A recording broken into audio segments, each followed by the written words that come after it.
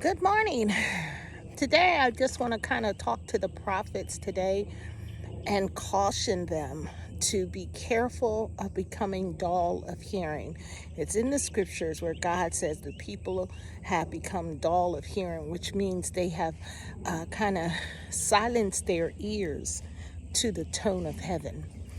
And for those who have been praying and watching, the watchmen on the wall, the intercessors, the gatekeepers, we likely have been given some kind of instructions from God, from heaven. We kind of know what the next move of heaven is going to be in some way, form, or fashion.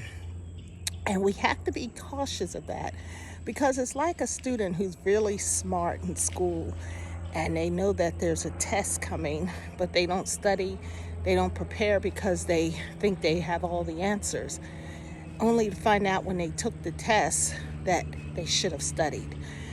That's the same thing I believe God is warning the prophets. And I'm talking to the mature prophets because I believe many of us are under construction by God's design. This is something God has ordained. He took us out of the realm of civilization and He's placed us back into a place of reconstruction.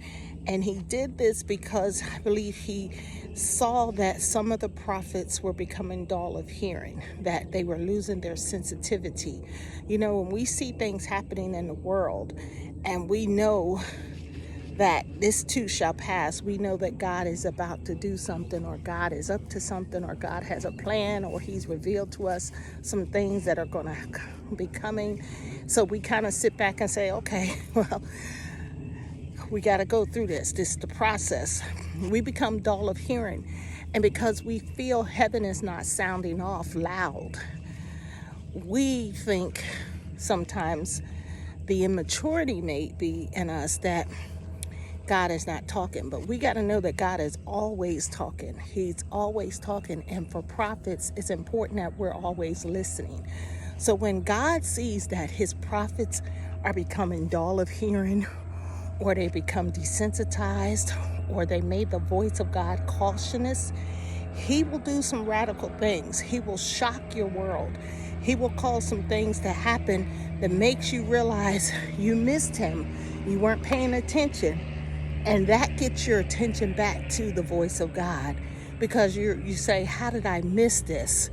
And He'll do that because He's trying to get your attention, because He's trying to talk to you. God has something to say. So prophets, don't be